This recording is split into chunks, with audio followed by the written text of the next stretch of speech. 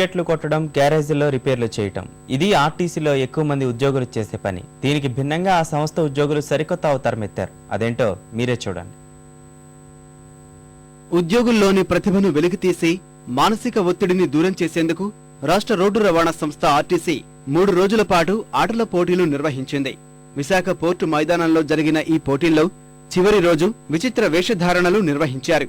అభిరుచి ఉన్న ఉద్యోగులు కళాకారుల అవతారం ఎత్తారు. మాయల ఫకీరు, సోది దొరసాని, భరతమాత తదితర వేషాలతో అలరించారు. తెలంగాణ ఉద్యోగులు బోనాల ఉత్సవాలు, పోతురాజు విన్యాసంతో ఆకట్టుకున్నారు.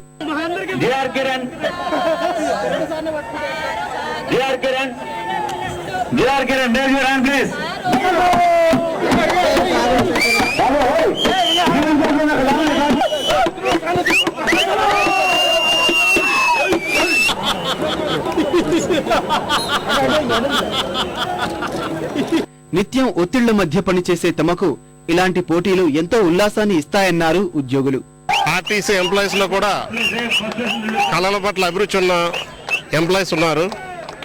వారిని వెలికి తీసేందుకు ఈ యొక్క క్రీడలు, సాంస్కృతిక కార్యక్రమాలు పెడుతున్నారు. రోజు తెల్లవాళ్ళ టికెట్లు కొట్టుకోవడం, బాళ్ళు తోలుకోవడం, బాళ్ళు క్లీన్ చేసుకోవడమే కాకుండా ప్రతి సంవత్సరం కూడా ఈ 3 రోజులు పొందే ఆనందాన్ని సంవత్సరం పాటు కూడా మేము గుర్తుంచుకునేట్టుగా చేయడానికి కార్పొరేషన్ చేస్తున్నది మంచి కార్యక్రమం. ఈ కష్టాలు మమ్మల్ని డిపార్ట్మెంట్ కనికరిస్తే, ఎలాగో మాకు ప్రమోషన్స్ అంటూ ఇస్తే, ఏవైనా మంచి పోస్టులు అంటూ ఇస్తే మాకు ఫ్యూచర్లో మేము ఇంకా ఎంతో రాణించాలని అనుకుంటున్నాము. చాలా మంచిది ఇది కళ. ఇవి అవకాశం మన ఆర్టీసీ వాళ్ళు కల్పించినారు.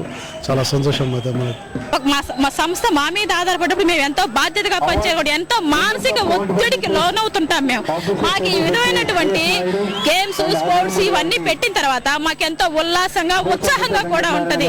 దాదాపు 500 మంది ఉద్యోగులు పాల్గొన్న ఈ పోటీలు ఉత్సాహ వాతావరణంలో ముగిశాయి.